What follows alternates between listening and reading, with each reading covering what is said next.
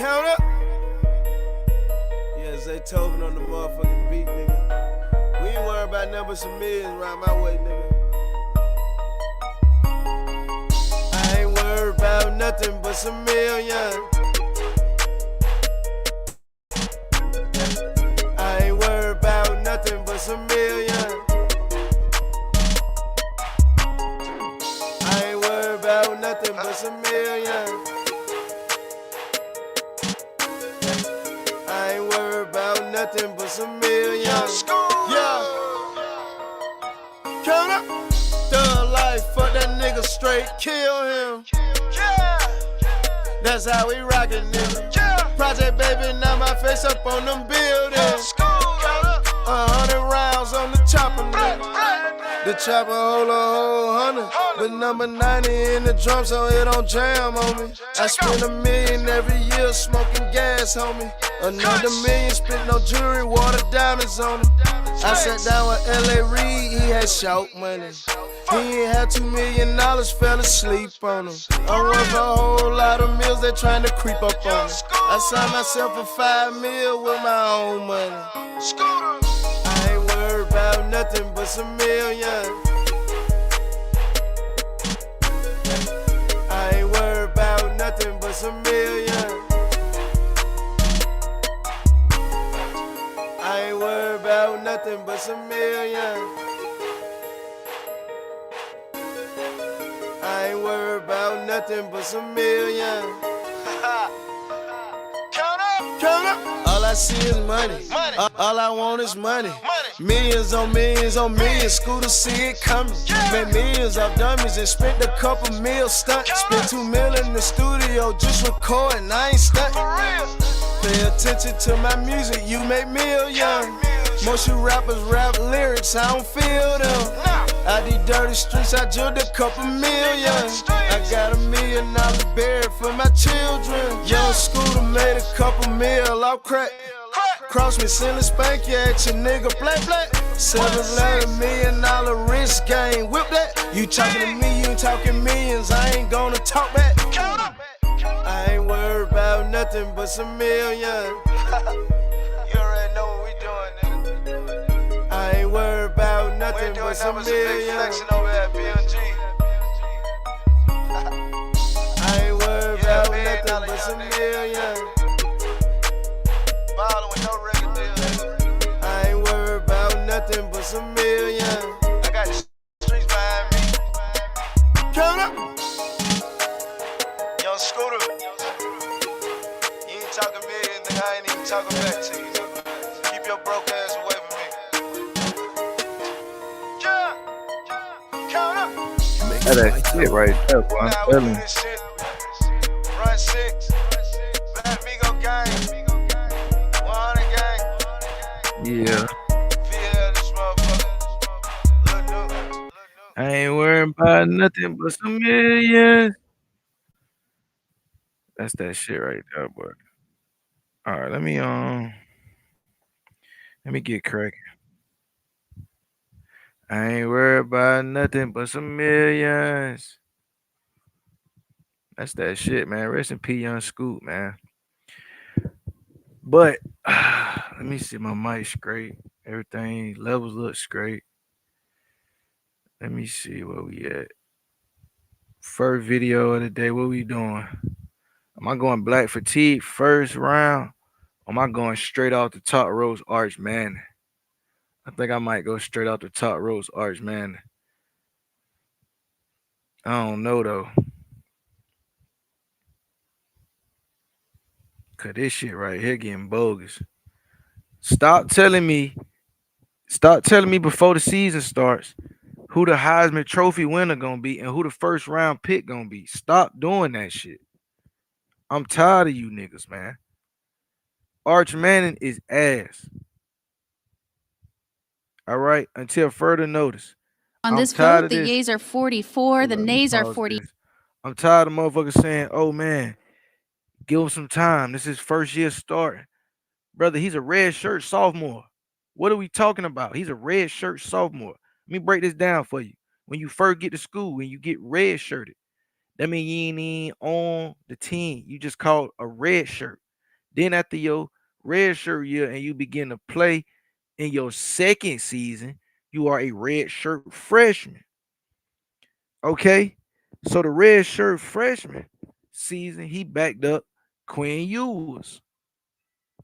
Now this brother is a red shirt sophomore. This is his third year in college.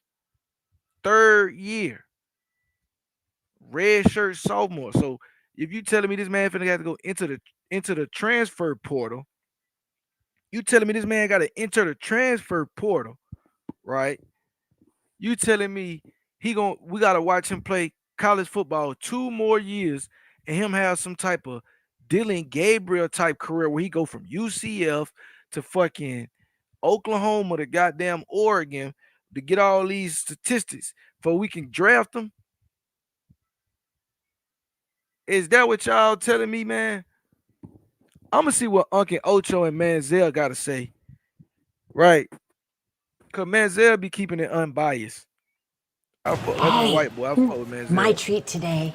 I don't think they'll take And that Ocho here. Of Cinco, course that they was take my Discover. You're stuck in the past. Ocho Cinco, that was my boy. It's only about 4 receivers I probably put over Ocho as like my favorites growing up. We had the Steve Smiths, we had the Deshaun Jacksons. Them was probably my top two guys. Anquan Bolden, that was my nigga.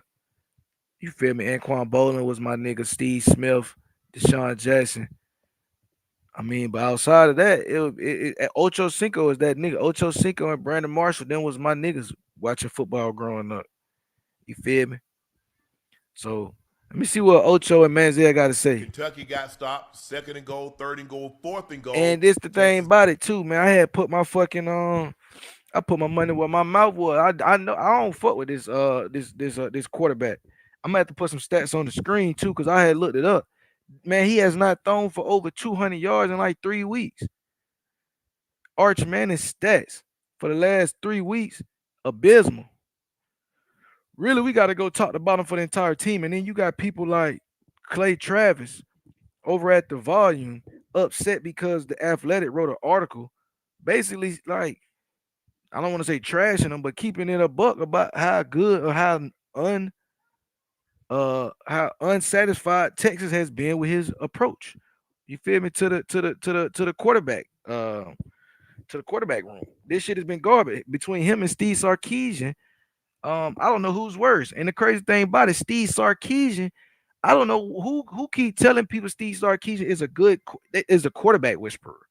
Like, bro, every quarterback Steve Sarkisian has worked with has gone to the NFL and done nothing. I'm talking about done nothing.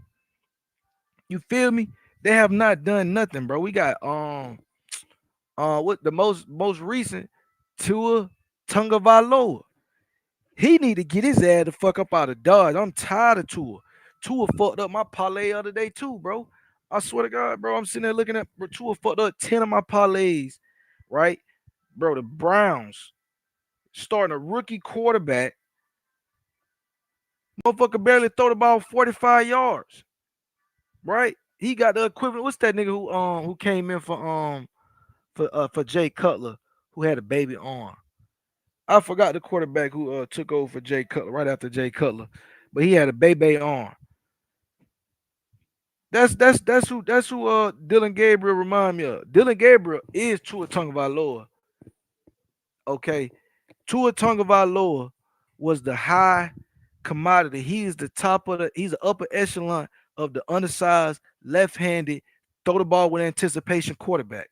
He don't have a super big arm, right? He's only known for getting the ball where it needs to be. Nobody say he gonna fit a motherfucking nothing through no tight windows or none of that. You understand what I'm saying? So for them to play like Tua Tagovailoa should have been drafted in the first round is bogus to me. The Miami Dolphins took him when they should have kept rocking with what they had, or they should have took a risk on another quarterback in that draft class. Tua Tagovailoa is garbage. Fucked up my whole parlay yesterday. All you had to do was beat the Browns. And if you weren't gonna beat the Browns, I had some tickets lined up. All you had to do was throw for 175. Tua Tagovailoa in an NFL game is not throwing for 175 yards, I'm sorry, but you got to throw the whole quarterback away. He got to go. I'm talking about he got to go, bro. Mike McDaniels got to go. I'm talking about Tua got to go. And I'm tired of this shit, bro. I'm tired of this shit. I really am, because like the quarterback situation in the NFL is abysmal, bro. It's we going on 5 years of terrible quarterback play. We going on 5 years terrible quarterback play, right? And so let me read off some of the people in Tua Tagovailoa's draft class, because what the fuck was the Miami Dolphins thinking, bro? What them boys was on? Listen, like for real, what them boys was on? So Tua Tagovailoa was drafted in the same draft class as Justin Herbert. Tua Tagovailoa was drafted in the same draft class as Joe Burrows. Tua Tagovailoa was drafted in the same draft class as Jordan Love. Jordan Love was drafted in like the back half of the first round, and they already had Aaron Rodgers.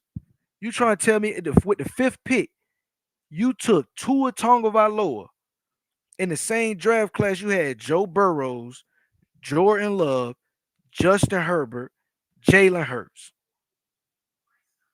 Are you serious? Joe Burrows, Justin Herberts, Jalen Hurts, and what's the other one I said? I forgot the other nigga I just said. Bottom line, bro, he should never been drafted. And then y'all go out there and lose. Y'all go out there and lose. Y'all should be ashamed of y'allself, bro. And now we got Arch Manning. Look at these stats, bro. Look at these stats. This is what I'm saying. And this is why I'm standing on. I'm tired of these motherfuckers talking about he need time. He need this, he need that. Motherfucker, my parlay needed some more time. Them niggas went into overtime. He needed some more time, and they barely scooted out. That they lucky that Kentucky couldn't get out their way. Kentucky outgained them by like 3 times. They offense for Texas, I think they only put up like 180 yards to like 390. There was no reason Texas wins the game by 3 points. And I should have took the points instead of taking Kentucky to win outright. I should have just took Kentucky with the points. They would have covered. They would have fucking covered, which is crazy to me. They would have fucking covered. So you telling me this man, we got to give him some more time? Give him some more time for what? For what? Listen, bro. He got 12 touchdowns, 5 interceptions, 144 yards on the season.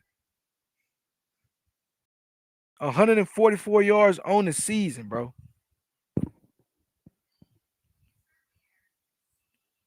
144 yards on the season. Let's look at these games. Let's look at these stats, bro. Completions, 114 for 189. He got a 60% completion percentage. Black quarterbacks coming into the NFL, 60% completion percentage. That's a 5th round pick. They saying he can't hit the broad side of a barn. 60% completion percentage. Come on, we need 67s. We need 70. When Teddy Bridgewater came in, he was 70 a clip, 71. They made it to where like, oh man, he dinking and dunking. Like anything the quarterback do that don't got the last name Manning, they getting scrutinized. But we gotta wait. We gotta let it all play out. They gotta blame Steve Sarkisian for these bad ass performances, bro. 7 yards per pass attempt on average, 12 touchdowns, 5 interceptions. He's taking more sacks than he's thrown touchdowns, and we halfway through the season.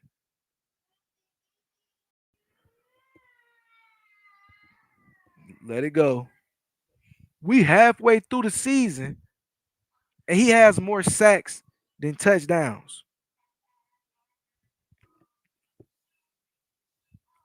And y'all tell him, and Paul Feinbaum said he was the best thing since sliced bread. This what y'all said. Thank you, baby. This what y'all said. These stats are abysmal, bro. Let me get off this real quick. Go back to what Uncle Ocho got to say. I'm finna eat my sausage. My girl just made me some breakfast.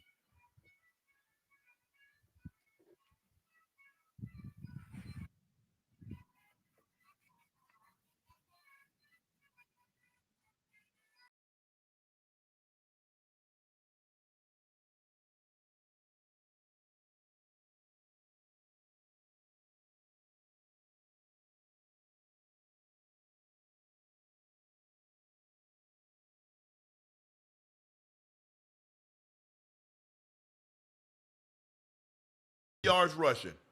So they had less than 180 yards. The opposing team had over 400 yards. Hey, my treat today.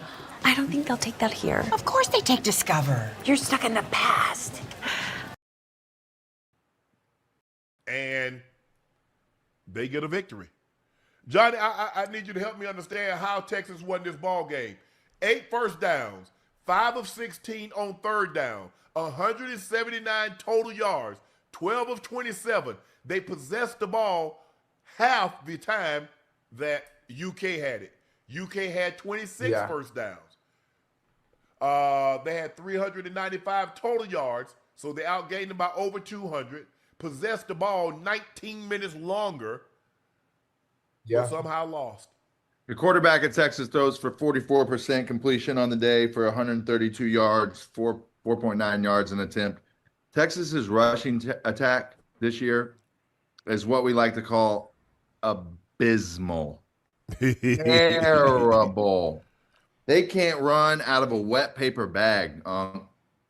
47 yards rushing, 1.7 yards a carry, and this is in 4 quarters of football. Right. I don't know how they sneak out of here with this one, but at the end of the day, you got to give them their props. Everybody in Austin's throwing their horns up tonight and saying we snuck out of there with one. I mean, let's turn it over to the man that sat in the student section and watched this. That's what I was about to say, Ocho. You had a bird's eye view of this ball game, and you probably thought, man, the Wildcats gonna get a victory over the number 21 ranked Texas Longhorns. So you were there. We got video of you there.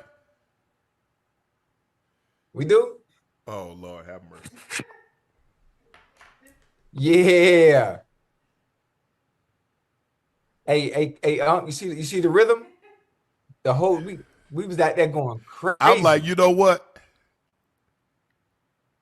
I'm like Professor. I'm like Cletus Day. Cletus say, I don't know that fool. Hey, listen. If I'm gonna go to a college game, obviously it's my daughter's homecoming. I need the full experience. I told the AD, I told Ray Oliver, who was my strength and conditioning coach when he was in Cincinnati. Oh, Ray in Kentucky. If I'm coming, you know that? I know that. I know Ray. Yeah, Ray is in Kentucky. I said, do not put me in the suite. I want to know what it's like to be at a school of this magnitude and sit with the students in that section because I know they get turned. So they put me down there and watching and watching the game. For me, Kentucky, as many yards as they did have had, Johnny and Unc, they couldn't score. They couldn't put themselves in position to get field goals. If you're not going to score and defense was playing well enough to where you should have won this game, this is the game that you should have won. This is a game that you should have won because you should have had more opportunities to do some of the things that Texas couldn't. It just to me offensively, in a sense, I'm trying not to say anything like too bad about Mr. Stoops because they had the whole crowd. I'm not sure what's going on. It's my first time being at the game, but everybody they chanting fire Stoops, fire Stoops. I'm like, well, goddamn, what did he do wrong? But then I watch how they play offensively, and what they were doing, where at times, Johnny, they couldn't even get past midfield. Well, hell, don't look like Texas got past midfield except that long touchdown. Do they remember what Kentucky was before Stoops got there? I don't think they remember that, Johnny. They do realize that's a basketball school. It's been a long time since the hefty lefty Jared Lorenzen, rest in peace, shout out my guy, and also my guy Randall Cobb. It's been a long time since those Kentucky Wildcats have been in a jersey. So listen, it's SEC. Everybody wants to be good, but they need to get ready for hoop season. They'll be all right. Yeah, I mean, look, you only gonna get some players. First of all, it's not like Kentucky is like when you think of great football players. I mean, I think Sean Alexander's from Kentucky, but where did he go, Ocho? Alabama. So if your best players are leaving the state, you don't have much of a chance, especially if you're Kentucky. Now, you are obviously Florida. They're going to be spread out. You got UM, you got UF, and you got FSU, and then some going to go to Alabama, some going to go to Ohio State. So they're going to be spread out. But Kentucky, you've got to keep your best. Yeah. You can't afford to have your best go and make somebody else's program better. No doubt. And that's what Kentucky, like I said, I think Stoops has done a great job given what he's got. I mean, I don't know. Y'all not getting Nick Saban. Listen, we at one point in time through our coaching search after Jimbo tried to hire Mark Stoops, and College Station almost burnt to the ground. So I don't know what it is about him or what people think about him. I respect him. I played against him. He was at OU whenever I was there, whenever I was playing against him. I think he's a good coach. I think he's doing the most with what he has at Kentucky. Yes. And that's what you got to give him credit for. But today, in this setting, in this game, this is one you got to go reach out and grab and find a way to win. You're right. I agree. I think also people like, well, Indiana is a college is a basketball school, but look at what Signetti did. So why can't that be us? Signetti came in and said, "Listen, you know what I do? I win everywhere I go. Google me, bitch." That's what he said. He did.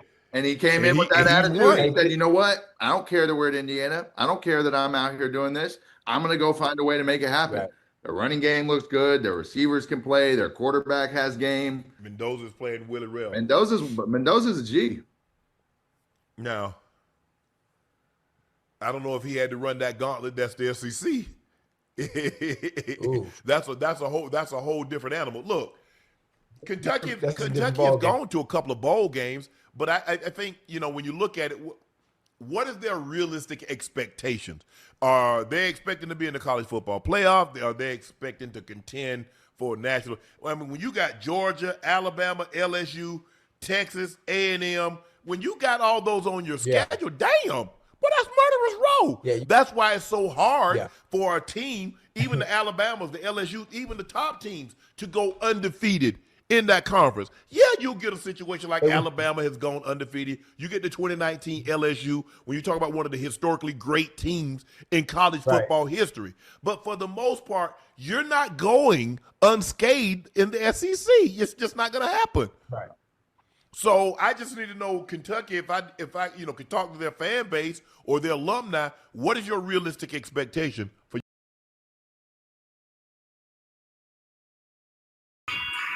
Fuck the realistic expectation for Kentucky. What the fuck is going on with Arch Manning? I'm gonna let the play shout out to FT or FB teams. My treat today. I don't think Gonna they'll let take this that play. here. Of course they take Discover. You're For stuck in about the 5 past. minutes. I'm gonna let this play for about 5 minutes, and I'm gonna get into the rest of my topic for the day.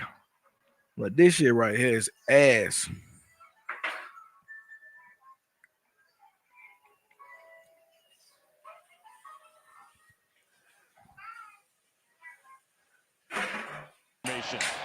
Manning throws in. Pitch to Weiser. He's going to pitch it back. Then back to Manning. Pressure. Throw. Is Eli Manning up there on a hill with a sniper? If not, take his ass out the game. I mean, what other team? The Longhorns. You feel me? They said we couldn't do it, and we did it. Hey, they said you can't beat Kentucky by 3 points. We'll show y'all. How about this? How about this? What if we beat them by 3 points in overtime? Bet you ain't never seen that. I bet the SEC never seen that. And see, this is another reason why Texas is just a net positive to everything that the SEC's got going on. Who else will give you a nice barn burner against a basketball school? We are officially the worst offense in the SEC. Christ is king. Getting a first down is like getting a tooth pulled in this era of Arch Manning and Steve Sarkisian. And I don't know who's worse. Is it the, offensive guru? His wife is super fresh. They got dope suits. I used to coach at Alabama, so I get the longest leash in America. Is that what it is, Sark? Because God forbid on 3rd and 2, you call anything. Hey, Sark, don't call anything against Kentucky except a double reverse pass. Please. Please, Sark, I'm begging you. I'm begging you for us in this, I don't know how many $1 million team of NILs and Lambos and Manning last names. Hey, Warby Parker commercials and I see all these. Let me answer that for you, gang. No, that's a fact. Red River Robbery get real. Hey, this nigga right here funny as hell. Y'all have not subscribed, go subscribe to FB Teens. This nigga is hilarious. He be giving some real takes though, but this nigga is hilarious. He said he don't know how much NIL money Texas is worth. Texas is worth reportedly upwards of $35 million. They have the highest paid NIL active roster in all of college football. And they projected to go 6-6. They might go 7-5. People thinking that, the Texas alumni think they can finna run the table and make it into the playoffs, which is crazy. If these niggas let Texas into the playoffs, either Texas went out.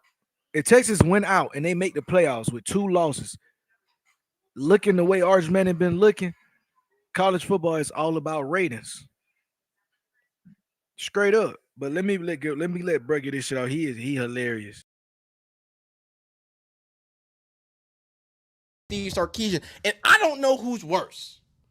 Is it the, offensive guru? His wife is super fresh. They got dope suits. I used to coach at Alabama, so I get the longest leash in America. Is that what it is, Sark? Because God forbid on 3rd and 2, you call anything. Hey, Sark, don't call anything against Kentucky except a double reverse pass. Please.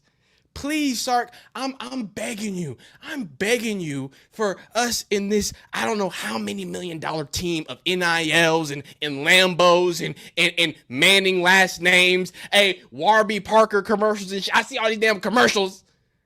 We can't get a first down. And Moore, I love you, DeAndre Moore. I'm not going to get on to you for running out of bounds just for us to sweat into overtime because it's not your fault, big guy. I really wish I could, but no. It was Steve Sarkisian who at one point opened up a drive with throwing the ball like 8 times in a row. We were allergic to running the ball. Arch Manning threw the ball 27 times. 13, sorry. Whoa, giving him a little too much credit. 12 for 27 in 132 yards, 4.9 average. Dylan Gabriel numbers, phenomenal. Shout out Arch Manning. Hey, Peyton, Eli, you might have to take Arch out back. I don't know. I tried caping. I made the jokes. He was flexing on Sam Houston players. I had to come in here and look at this camera and justify it. But I can't justify you missing wide open wide receivers again. I can't justify against one of the worst teams in the SEC. I can't justify an offense looking terrible. Shout out to the defense. Shout out Ryan Niblett. Lord have mercy. Without him, we wouldn't have won the last 2 games. I think the punt return, that's really what sparked it and kicked us over for Oklahoma. We would have lost to Kentucky, the basketball school. We would have lost to Kentucky, guys, if it wasn't for the punt return. Golly. Look, I want to show you. I just want to show you something. I want to show you something. Can I show you something? I got some things, man. Never sue the other driver after a car accident. There's a better way you could get paid a way bigger check. I got some things to show you as a Texas fan that I'm not too happy with. Thank you. And I was actually going to go on ESPN and do it. Actually, I don't know why I'm looking at a picture. Why don't we just look at it?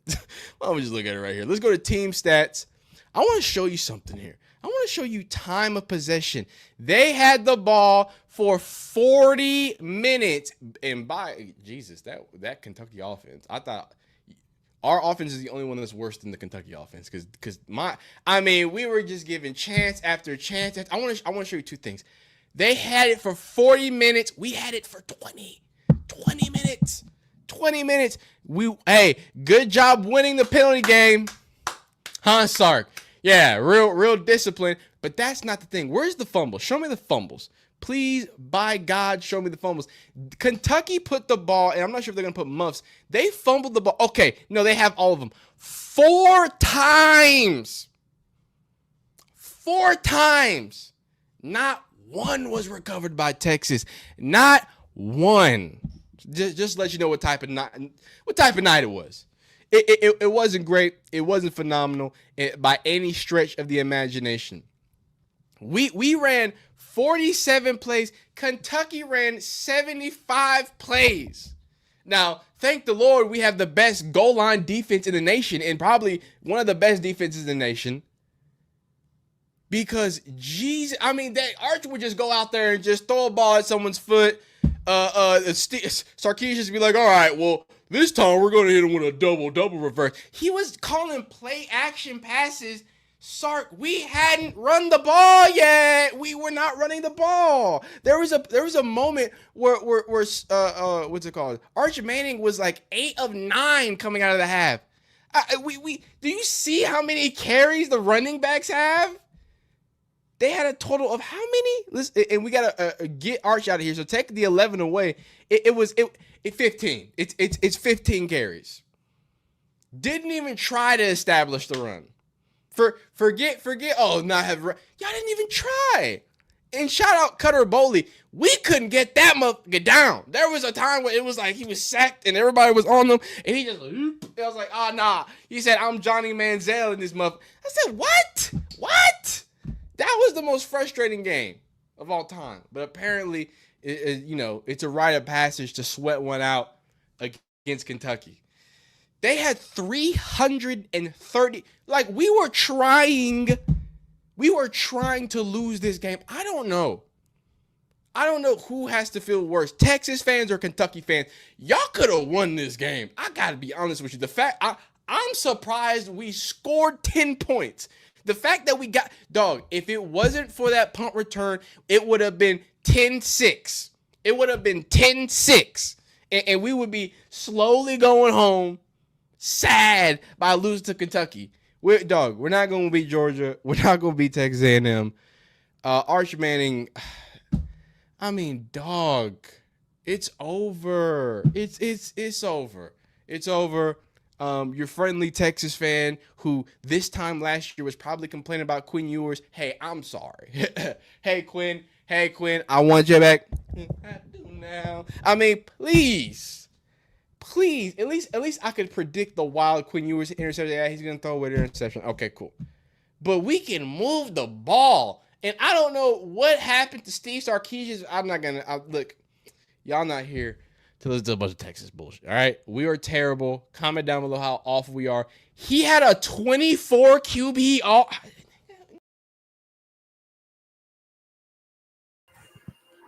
24 QBR is crazy. Hey, that's crazy, bro. You got a 24 QBR.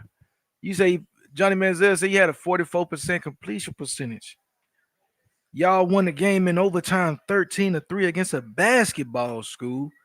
You a red shirt sophomore, and you got motherfuckers out here telling me I need to give him some time.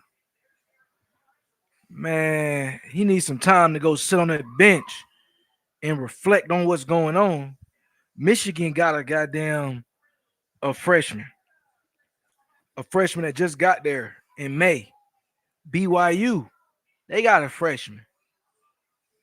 Both them schools got two things in common. They undefeated with a freshman quarterback. And this is what I be saying about these Nepo babies. He get dumped into a scenario where he really don't have to do nothing. And now they telling us he needs help. His line isn't blocking. His coach isn't coaching. His receivers aren't getting open. They not running the ball enough. Like all of these excuses, and it's like, dude, if you're that guy and you're surrounded by nothing but 4 and 5 stars, we should be able to tell.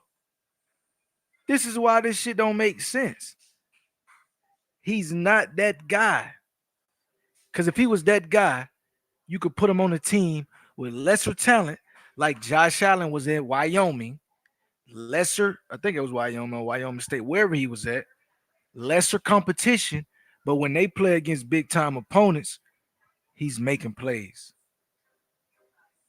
We see it all the time with these small schools. They get every year they get a small school got a big time receiver. They like, damn, where this dude came from? Oh, he went to Lafayette or wherever. Come to find out, this nigga had a good game against Arizona State.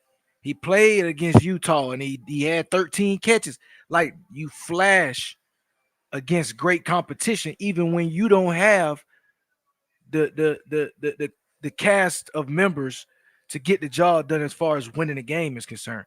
He does not flash. He don't flash, bro. You flash against Sam Houston State, bro. That's what you flashing against. That's why, like, bro, you should have went to a small school like that. You should have went to a Utah State. You should have went to a Mississippi State, to a to a Clemson. He should have took his ass down to North Carolina. Take your ass to Virginia Tech, a school like that, where it's a D1, they a Power 5 conference, but they schedule ain't really hitting on shit. You're gonna play against UConn and Boston College and Syracuse, But nah, bro, you wanted to go to Texas where you got all of the horses, you got 5 stars all around, everybody going D1 because they ready to go to Texas and get first round draft status. You got all these first round, second round, third round talents around you, and y'all out there barely pushing the ball up the field, getting 13 points in overtime to defeat Kentucky. Man, stop telling me somebody is a Heisman candidate before the season start. Paul Feinbaum. Stop telling me somebody gonna be a top 5 pick before the season starts. Mike Mayock, Mel Kiper, Phil Yates. God, Phil Yates, man. I like Fields, though. I like Fields, but he be saying some crazy stuff, man. Fields be having some crazy takes, bro. That's all I'm gonna say. I'm gonna leave it there. I'm gonna let the Arch Manning conversation die out. I'm gonna move on, cause I'll be talking about Arch all damn day. Arch and Tua, boy, pissed me out this weekend. Let me shift to clam chowder. So, matter of fact, let me go. Hold on. Let me go get my phone. Check my son real quick. See what this nigga doing. Give me 2 seconds. Let me go see what my little demon doing. Did you drink all your Kool-Aid?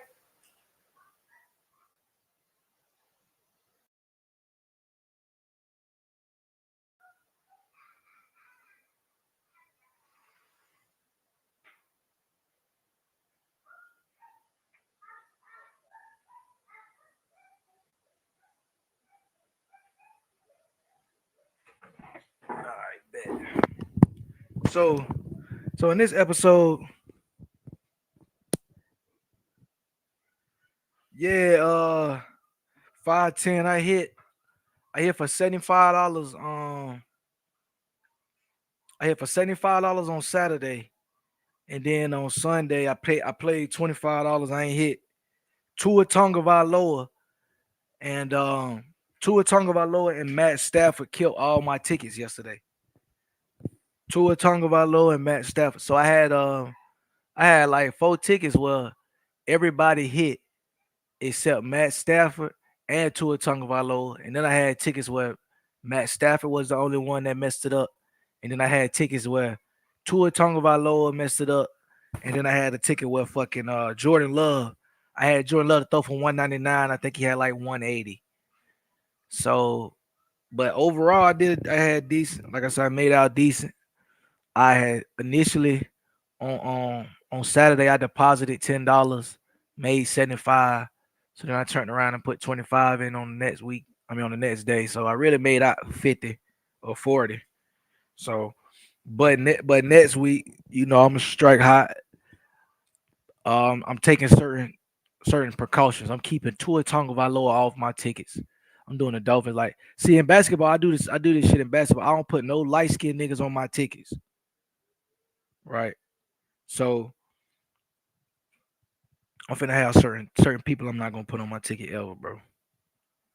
Like, no matter what, I'm never putting Tua or the Dolphins on no tickets ever again.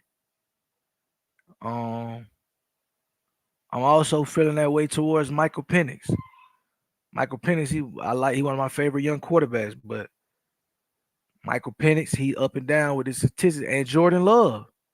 I can't keep putting Jordan Love on every ticket. It'd be like every other week, this nigga Jordan Love be on bullshit.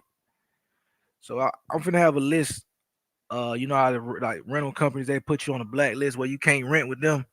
I'm finna have some of these players on a blacklist where they can't get on none of my parlays. The Dolphins, they blacklisted for sure. The Dolphins cannot get on a parlay. The Jets, they are off all parlays. I don't care win or loss. I don't put no faith in a Jet ticket, a player, none of that.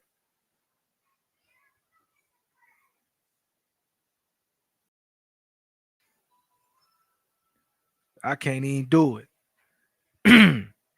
I'm keeping them boys till further notice. Ain't no Justin Fields on my ticket. No Jets, nothing. Titans. I can't put Cam Ward on none of my tickets. He blacklisted. These just a couple of people's. Yeah. All of those. So listen, bro. So they got let me give you 5 of them. So we got Hard Rock. That's the one I use. Hard Rock bets. Hard Rock. Then you got bet.us. You got ESPN bets. You got DraftKings. It's about 5 or 6 platforms you can jump on. Prize Picks. Prize Picks is good for niggas who like safe odds. And sometimes they got the flex parlays where, nigga, if you do a 6-leg parlay and you hit 4 of them, they'll still pay you out 3x. You know, it might not get everything. Yeah, it's Hard Rock. Hard Rock bets. That's the site I use, but I use Hard Rock and Prize Picks because I live in Florida. Them the only 2 that I can use. But across the states, you can use DraftKings, you can use FanDuel, you can use ESPN bets. All they ass got good books. You feel me? They all got good books. But let me get into this Steven Crowder shit.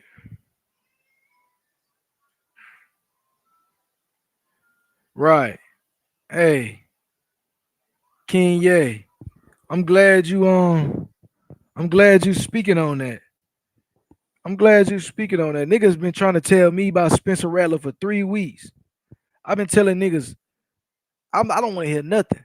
Yeah, Spencer Rattler, the Saints, they're another one. When I say I got a black list of teams: the Titans, the Jets, the Dolphins, and the Saints. They can't get on damn parlay.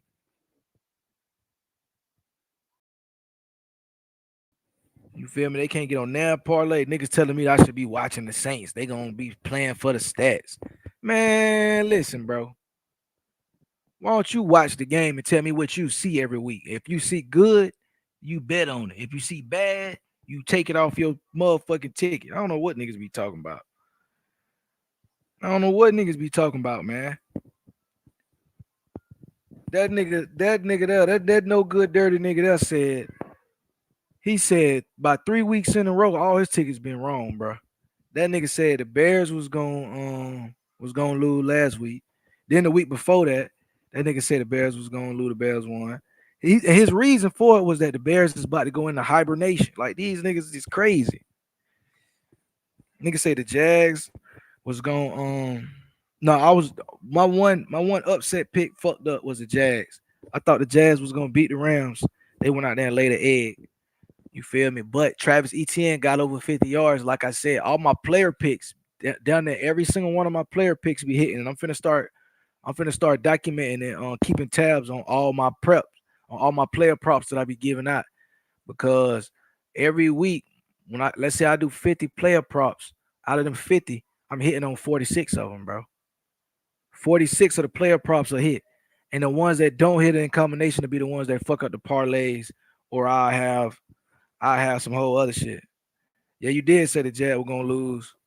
Hey man, but like I said, it was on every week you gotta have upsets that could go both ways.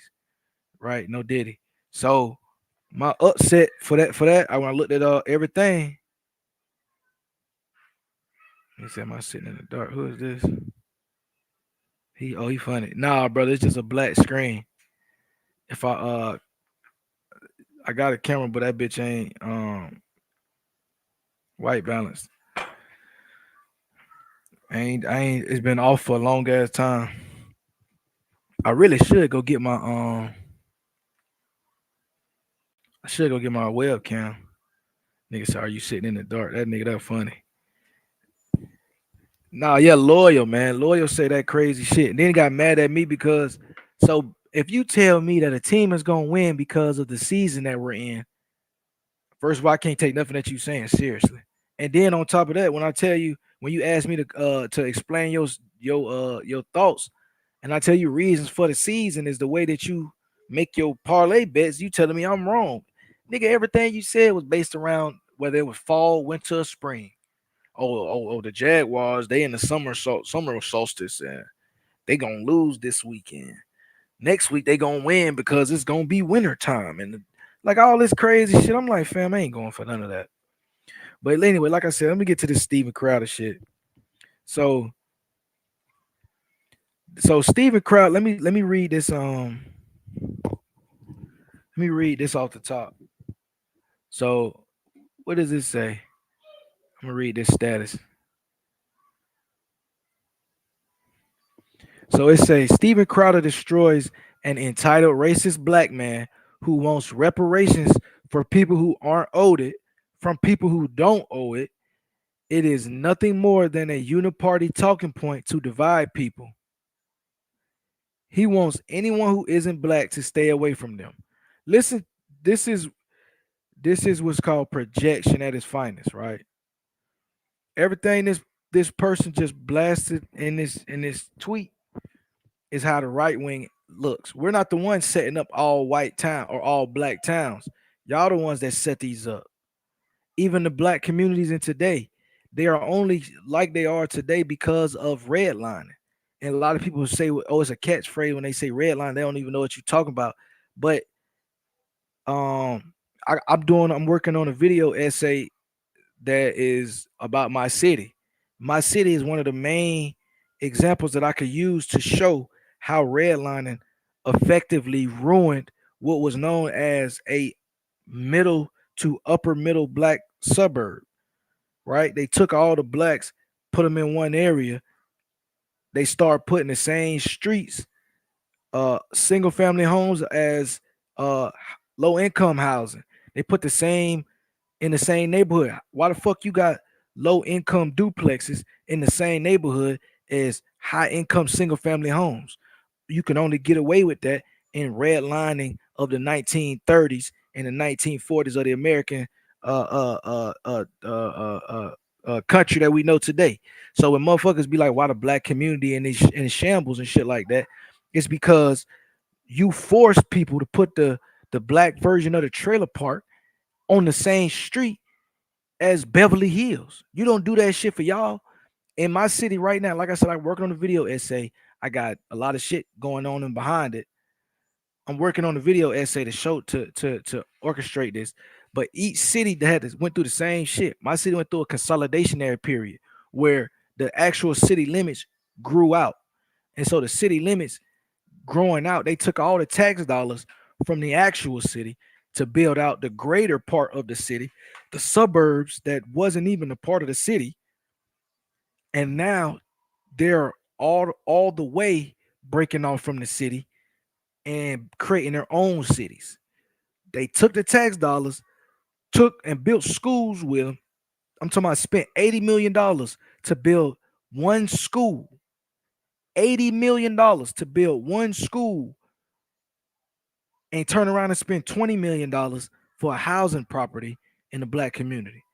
But one white school got over $80 million.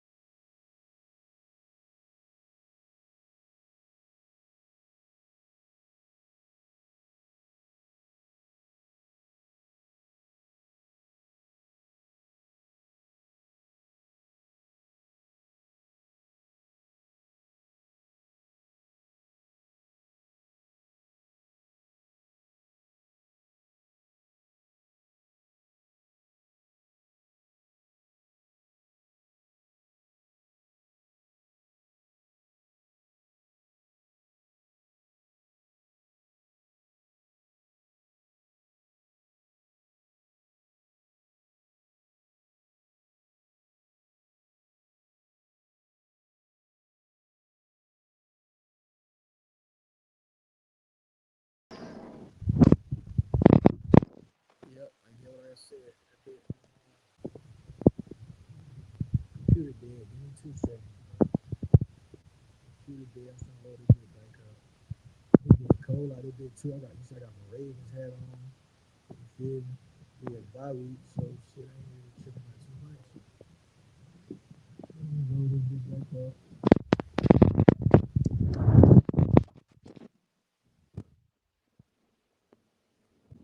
Load this bit right back up. Need to get my beard and my mustache trimmed down though for sure. My shit looking crazy, man. I look like I'm from Angola. Like a light skinned nigga from Angola with this motherfucking mustache combination. Nigga had like a light skinned nigga from like I said, I look like a light skinned nigga from Angola with this mustache combination.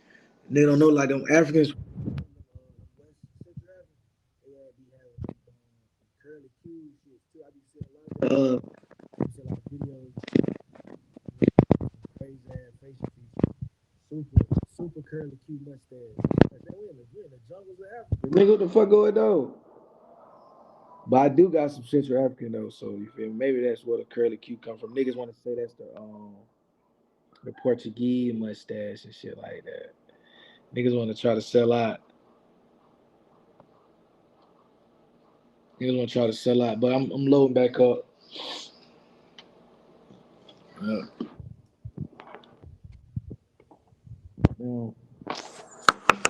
me get that bit cracking. My computer taking forever to load back up though. I'm trying to get the screen back shared. I had some shit, like I said, I'm trying to get into this Steven Crowder shit. I'm trying to get into the Steven Crowder bag, but Arch Manning just had me so pissed off, I just had to address it. He had to get the first half of the show. Man, what's up with this motherfucker?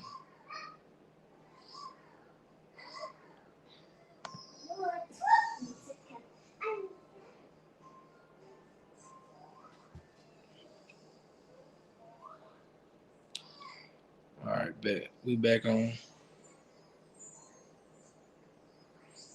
Put that bit on the screen. I thought we were back.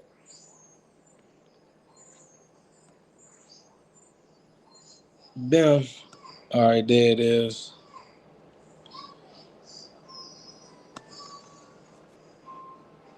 All right, there it is.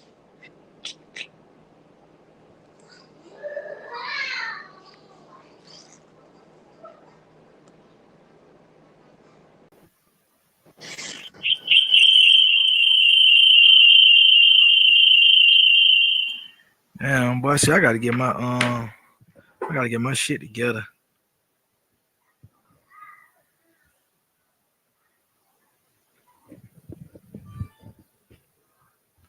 There it is. I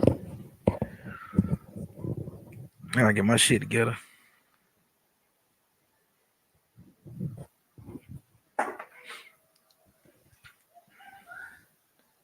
All right, so let me go ahead and get it in. I had to plug up my shit.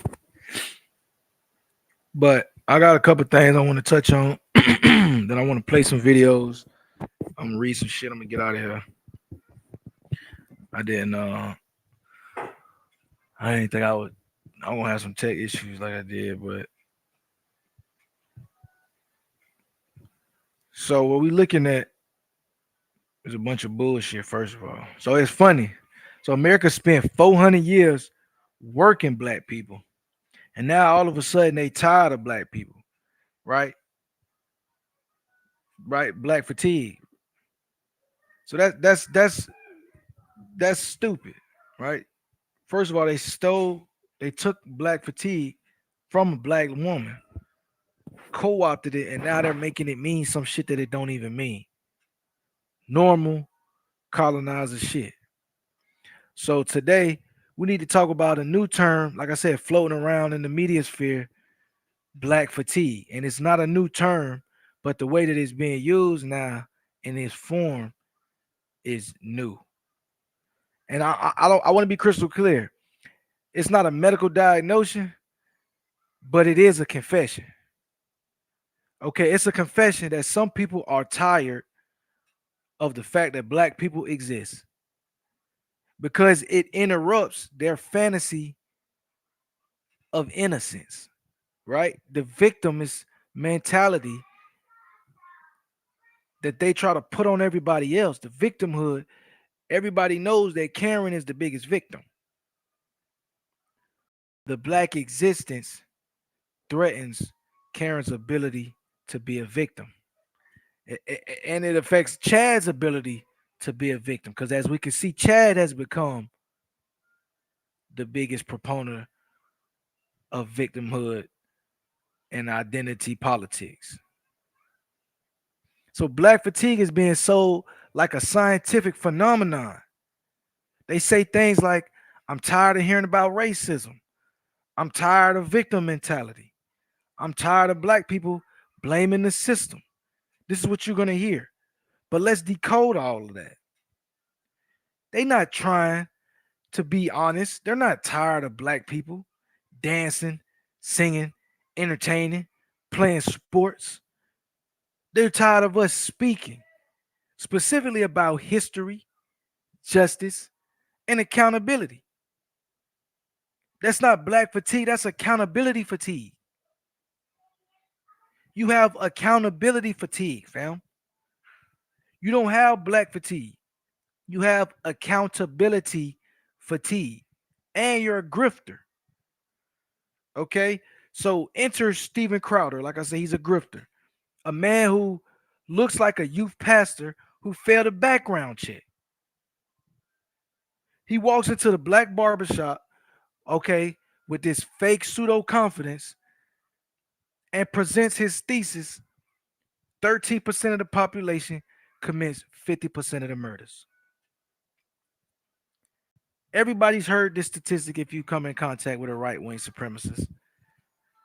13% of the population commits 50% of the murders, which sounds official, except it's absolute dog shit. Absolute dog shit. And I'm gonna bring the statistics up in a second. I just want to finish what I'm saying. So the FBI does not report on crimes that way. First of all, you dummies. The FBI statistics that he's quoting is a distortion of arrest data. Again, arrest data is not conviction data. But let me speak some truths that we can actually quantify. 82% of white homicide victims are killed by white people. 88.6% of black victims are killed by black offenders. So we got 89% and basically 83%, respectfully. Because crime is intraracial and is driven by poverty, segregation, and over policing of communities, Crowder's version removes everything except the melanin, strips all of the context, leaves the melanin. Okay? So rhetorical propaganda has played a crucial role in white against black crime and the way blacks are looked at in the public eye in America. So the same way you wouldn't blame Italians for the crime of the 1920s, you would blame Al Capone and the mafia, then why would you turn around and blame black people for an inflated statistic based on arrests and not convictions? That's bad faith arguing using fake statistics. But that's what these people do. Hold on. That's what these people do.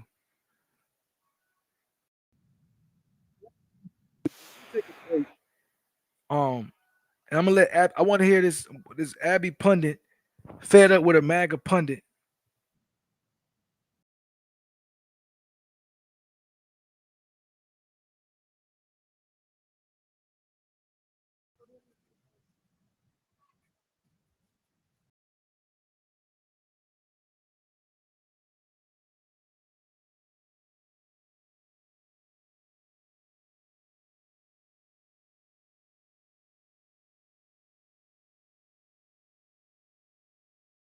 JD, I want to be very clear. Go The ahead. Vice President of the United States.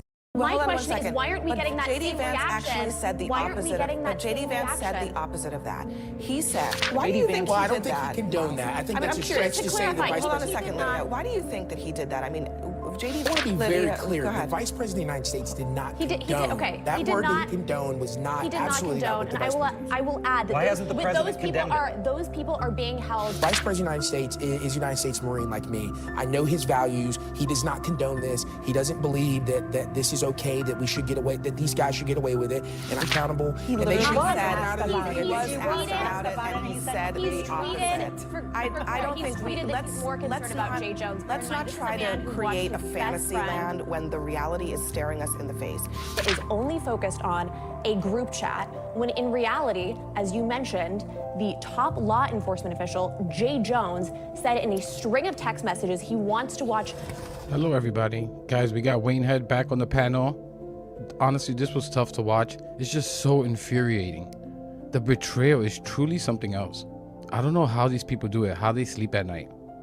Let's get into this segment and we'll talk about it. It's a texting scandal that was already explosive enough, but then the Vice President of the United States decided to weigh in.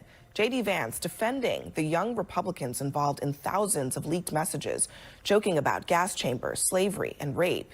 And now, before you hear his response, just keep in mind, Politico reports that they referred to black people as monkeys, watermelon people. One of them fantasized about raping their enemies, calling rape, quote, epic. Another talked about sending political opponents into gas chambers to, quote, watch them burn.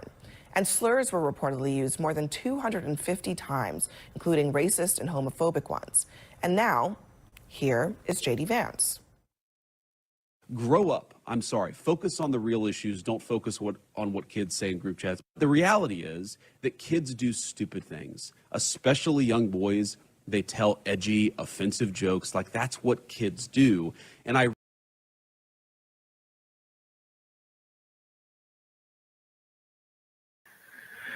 gonna spin this back.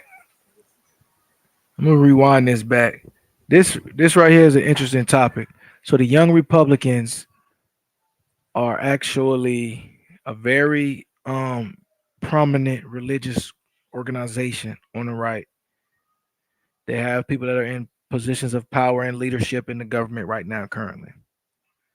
So for Vance to come out here and say these are boys being edgy, one is categorically false. The average age of the young Republicans in that group chat is over the age of 24. I think there's nobody under the age of 23 in that group chat. So for him to say this is boys being boys and kids being edgy, he's the people in the chat are 25, 26, 27-year-old grown ass men. These is young adult males. These are grown adult males that you're calling kids that you want us to be like, oh, don't worry about these little kids saying racist shit. These are the people who are you're walking into established power. You want us to be stupid? Like this is what I'm saying. You think people are retarded.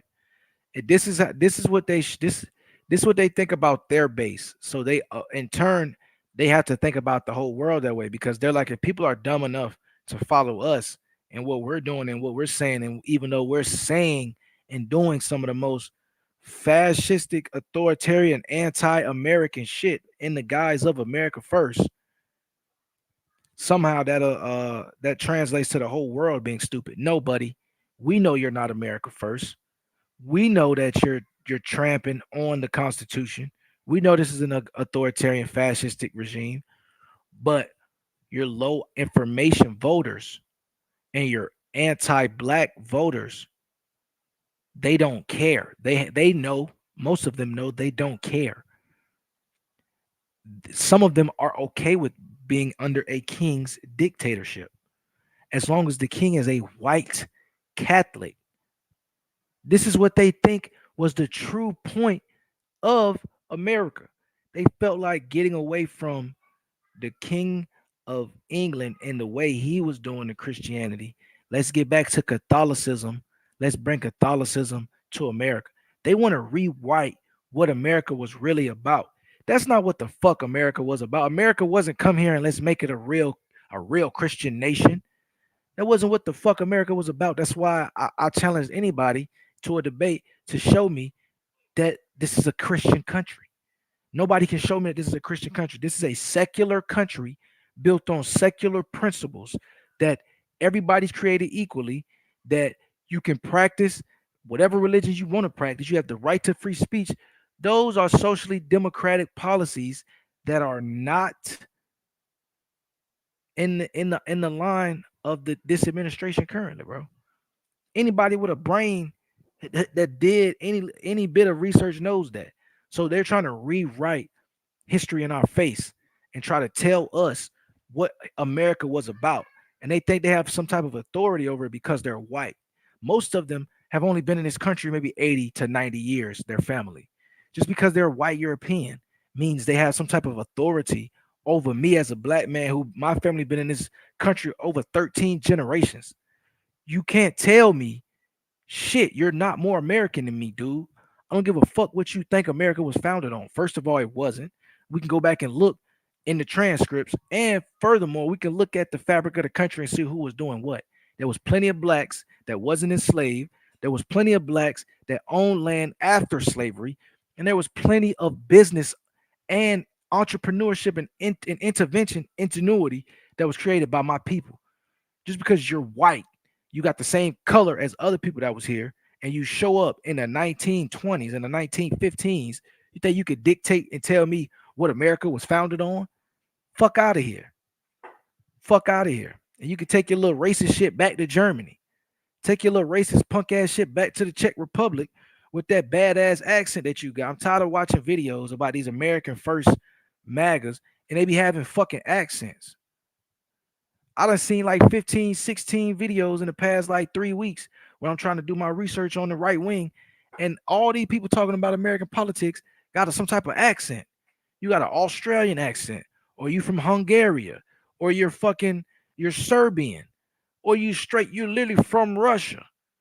And it's like, dude, or you're Canadian. Stephen Crowder, Canadian. Why the fuck do so many Canadians, do so many Russian or French Canadians got so much to say about American politics? And they be incorrect. And they want to have some type of moral authority or some type of they try to make to have some type of appeal to authority because they're white. That doesn't work to me, dude. I don't care if you're white. That don't make you American. And that don't mean you can speak for what the country was founded on. You fucking weirdos. So I'm gonna let Abby Phillips and the brother at Couch Politics react to this. But this was JD Vance downplaying grown men using racist slurs and saying that they wish they could grape other races in gas chambers and shit like that. About Jay Jones. Let's not try to create a fantasy land when the reality is staring us in the face. That is only focused on a group chat, when in reality, as you mentioned, the top law enforcement official, Jay Jones, said in a string of text messages he wants to watch. Hello, everybody. Guys, we got Wayne Head back on the panel. Honestly, this was tough to watch. It's just so infuriating. The betrayal is truly something else. I don't know how these people do it, how they sleep at night. Let's get into this segment and we'll talk about it. It's a texting scandal that was already explosive enough, but then the Vice President of the United States decided to weigh in. JD Vance defending the young Republicans involved in thousands of leaked messages, joking about gas chambers, slavery, and rape. And now, before you hear his response, just keep in mind, Politico reports that they referred to black people as monkeys, watermelon people. One of them fantasized about raping their enemies, calling rape, quote, epic. Another talked about sending political opponents into gas chambers to, quote, watch them burn. And slurs were reportedly used more than 250 times, including racist and homophobic ones.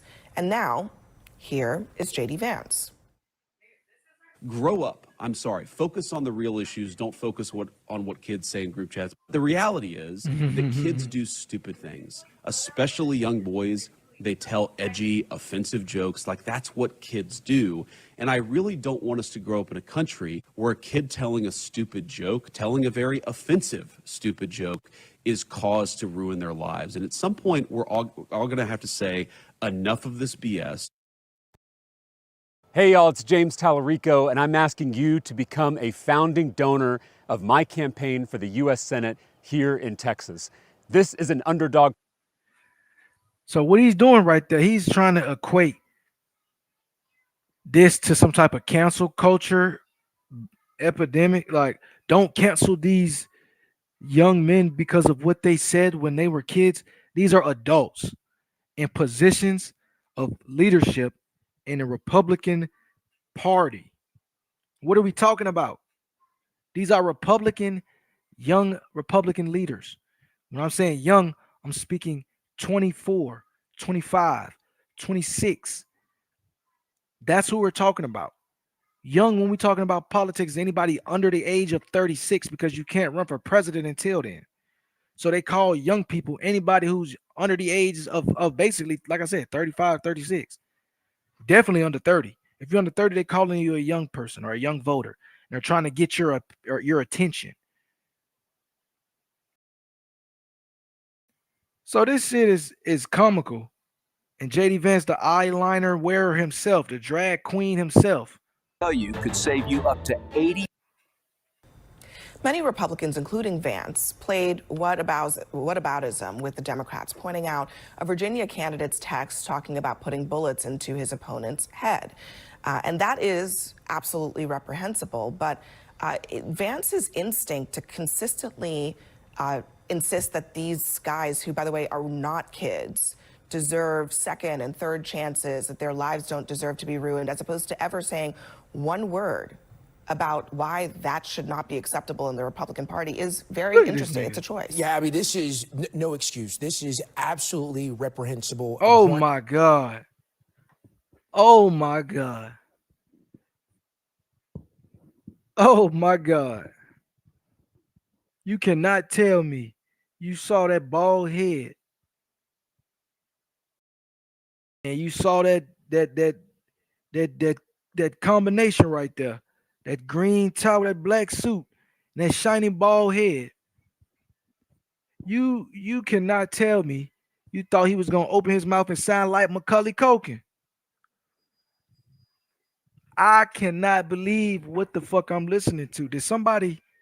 Is this Get Out?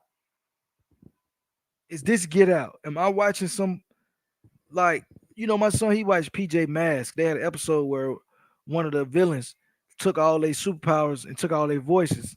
And when they got their voices back, one of the dudes had the female voice, the other dude had his homeboy voice. They had a bad swap. They had got the wrong voices. This nigga sound like he using somebody else's voice to communicate. He sound like somebody zapped his voice, and when they went to go give him his voice back, they accidentally gave him back his wife's voice. Who the fuck is this black man with this tie on? Bro, I have never heard a nigga who looked like that sound like that. Yo, this is crazy, bro. I gotta see this again. I've never heard a cadence like that from a nigga who looked like that. Insist that these guys, who by the way are not kids, deserve second and third chances. I ain't never their heard no lives don't cadence deserve like to be that. ruined, as opposed to ever saying one word about why that should not be acceptable in the Republican Party is very interesting. It's a choice. Yeah, I mean, this is no excuse. This is absolutely reprehensible, abhorrent behavior. I totally agree. These were not just children. One of them is a sitting state senator. The governor of that state has actually called on that person to step down. Across the Republican Party, I've seen messages of folks saying, you got to step down, you got to resign. There's no room for this types of behavior in the Republican Party, young Republican, old Republican, anywhere otherwise. And I agree that these weren't just kids, and even if it was kids, we should not be raising Americans to use this types of language against black people or people from the LGBT community or any of those groups. So this is absolutely, it's reprehensible behavior, and I'm disappointed in any leader who would make any excuse for this. Now, I will say that what the vice president's point probably actually was in that soundbite was you have the text that you referenced in Virginia, and where's the equal anger coming out when we saw the guy who's running to be the chief law enforcement officer of the Commonwealth of Virginia, who didn't just say put two bullets in the speaker's head, but he said, I want to watch a woman's children die in her arms so that I can urinate on their graves. I think the vice president's point is, where's the equal anger at these college Republicans or these young Republicans that we have not seen in the J. Jones scandal in Virginia? Tim, what you just did in the first part of that was beautiful. That is what the president of the United States should have done. That's what the vice president should have done. And you're right. We should be universally condemning that language when it happens. I completely agree with you there. I think a lot of people had wished the vice president did that, though. These aren't just words. I mean, there's people, whatever community they're from, where there were those slurs, they're like, okay, well, that's the vice president of the United States condoning this. Why do you think Well, I he don't did think he that? condoned that. I think that's I'm a curious. stretch to say the vice Hold on a president second, did that. Lydia. Why do you think that he did that? I mean, We know why. Allow me a second to address that bald prick, Wayne Head. How effing dare you defend these people? Have you no shame? You know what you're doing, man. You know J.D. Vance was condoning it. History will remember you very well.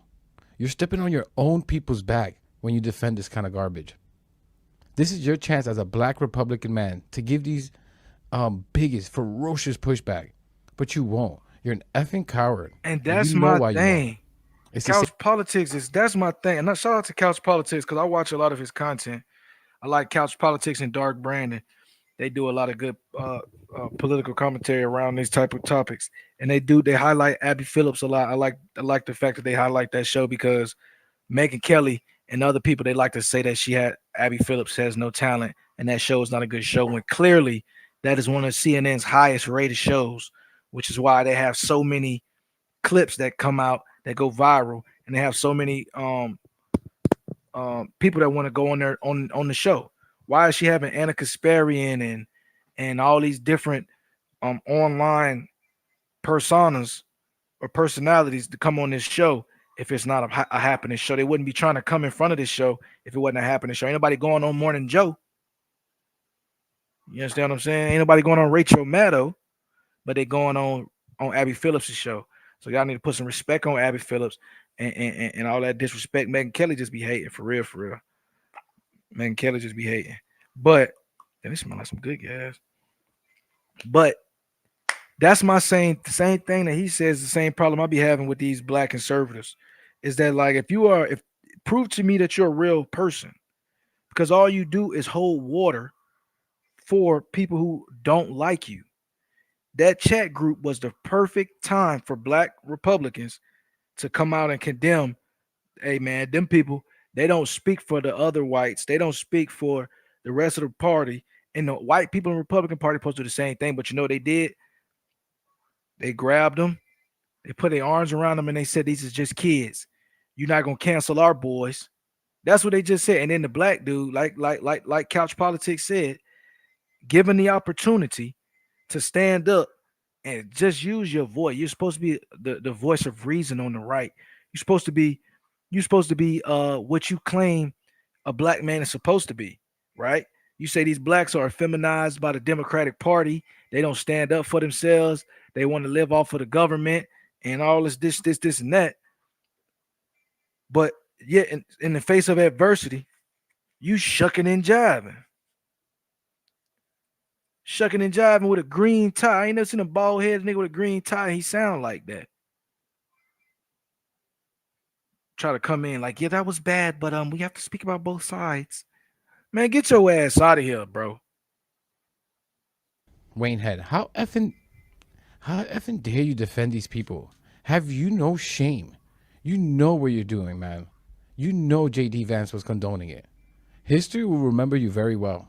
You're stepping on your own people's back when you defend this kind of garbage. This is your chance as a black Republican man to give these biggest, ferocious pushback. But you won't. You're an effing coward. And you know why you won't. It's the same reason Tim Scott won't, Byron Donald, Little Shermichael, Wesley Hunt, all these fools. You're spineless effing cowards. Every last one of you. All for what? So that these bigots can throw you a little change and tell you what a good boy you are? Push you to the side when they don't need you anymore? Is this really your worth? When you were growing up as a kid, is this what you thought you would be? What you would be used as?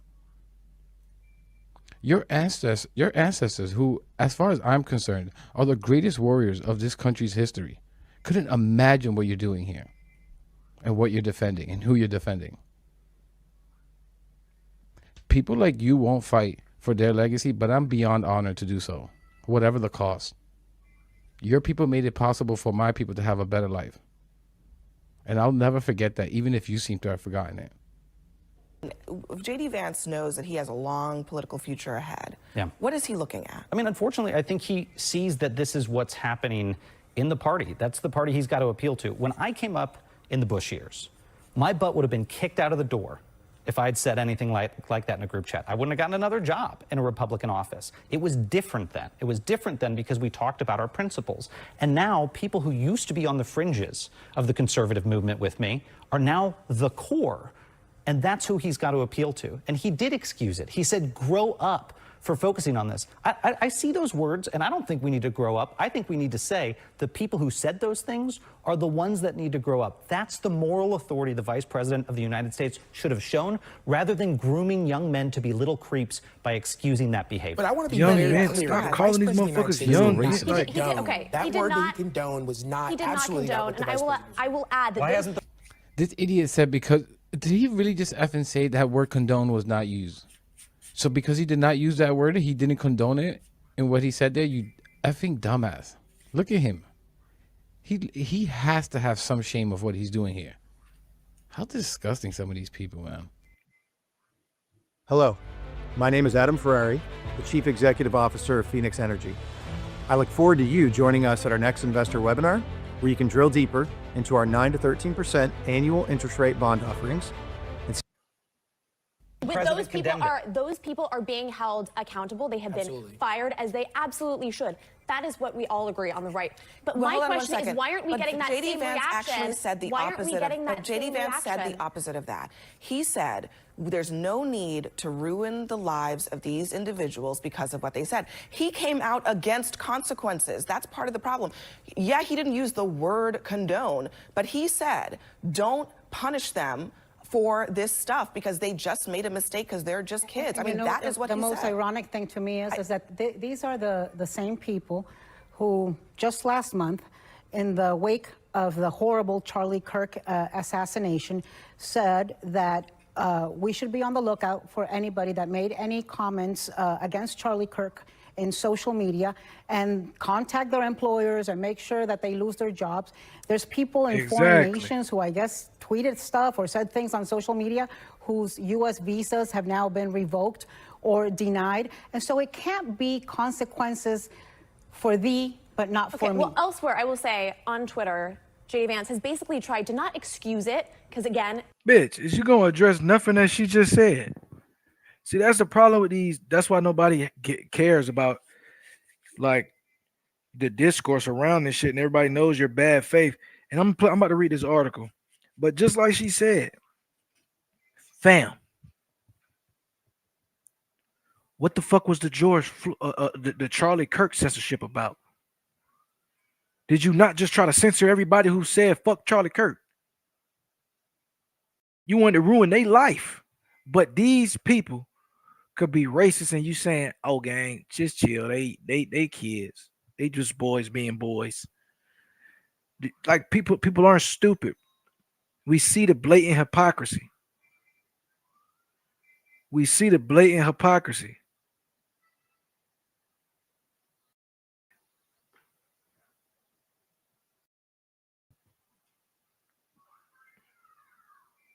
Now, we don't want punishment. It's public. This is public. When stuff becomes public, it's on the public to act in the best interest of the public. Right? It's private until it becomes public.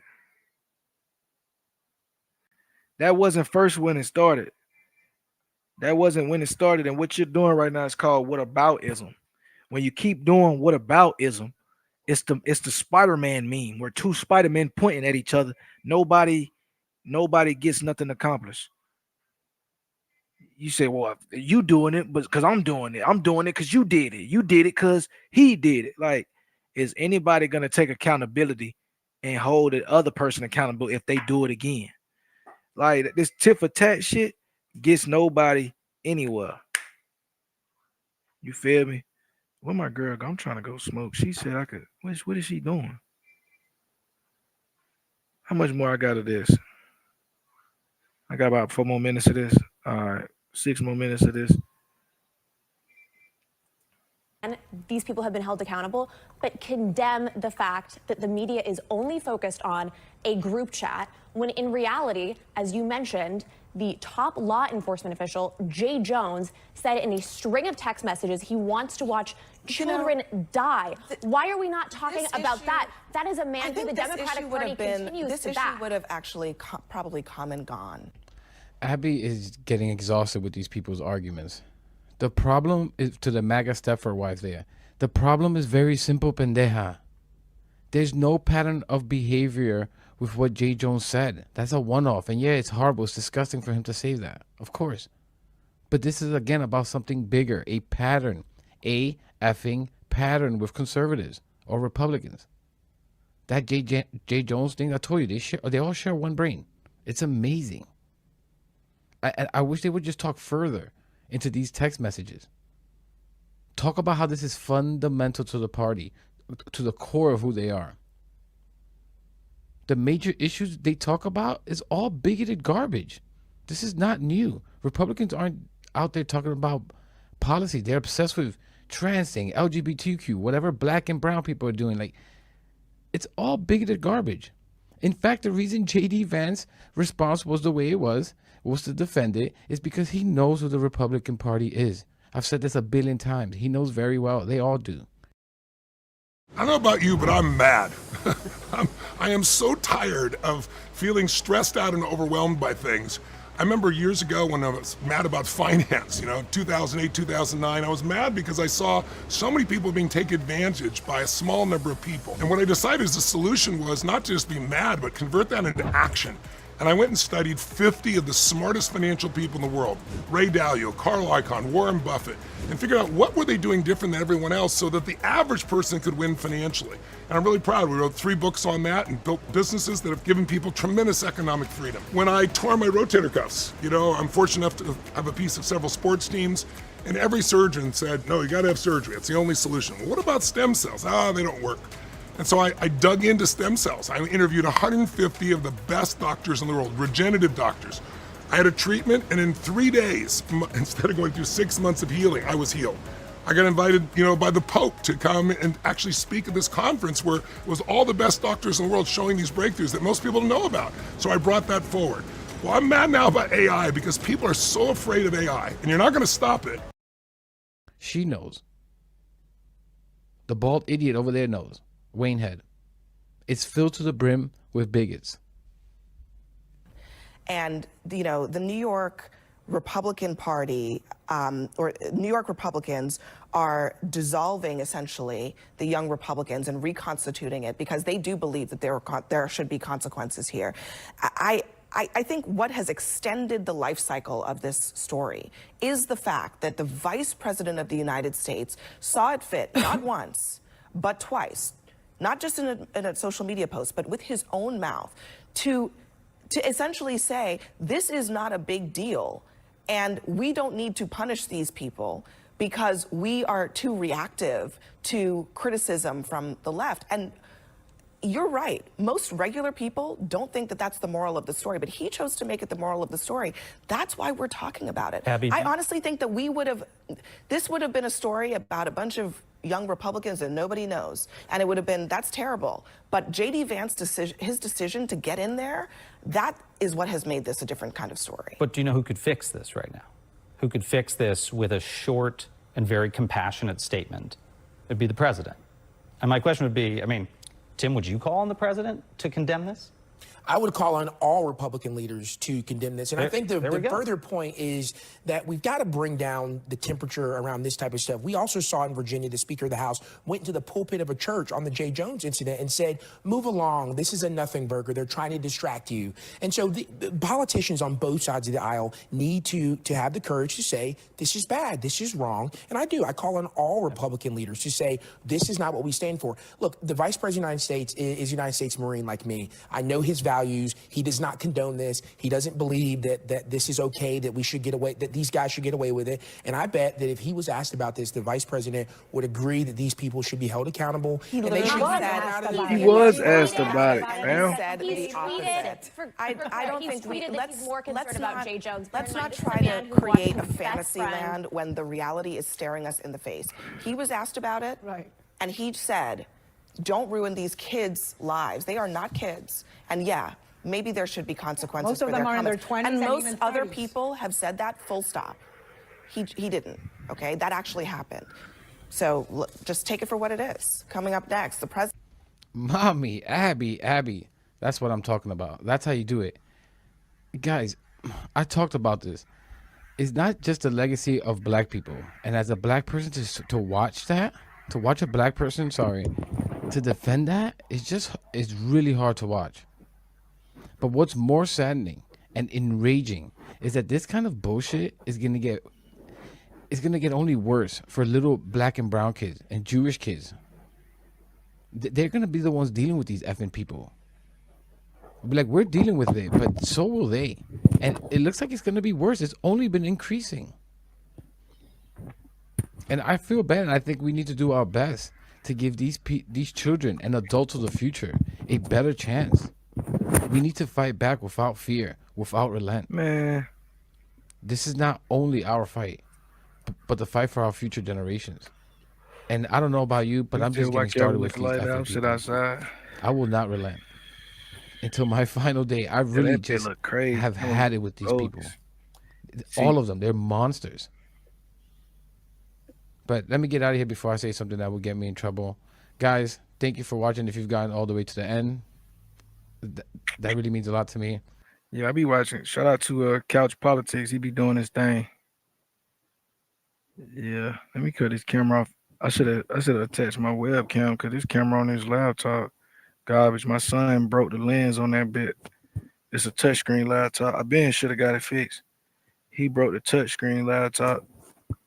So the camera broke on that bitch too. That bit look crazy. That bit like I'm using a Chinese camera from 2004. That bit like a Chinese camera from 2004.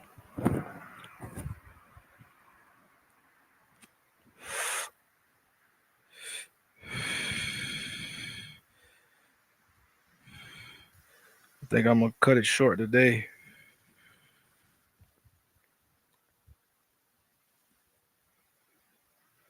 Just want to show this real quick. Nigga said all that talk. Nigga did all this. He wanted us to take him serious. But Steven Crowder did the George Floyd challenge. Niggas don't remember what the George Floyd challenge was. That's the George Floyd challenge. So this idiot did the George Floyd challenge, but he expect us to take him walking into a black barbershop to talk about black fatigue as him having a genuine conversation. Brother, you're rage bait. You're trying to stoke racial tensions, and you're not even from America. You're from Canada. You know what I'm saying? You're a fucking Canadian.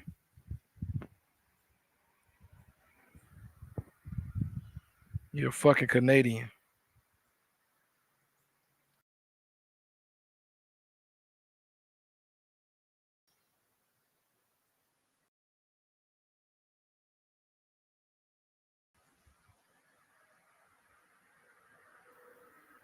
Look, he did. It's called Knee on the Neck.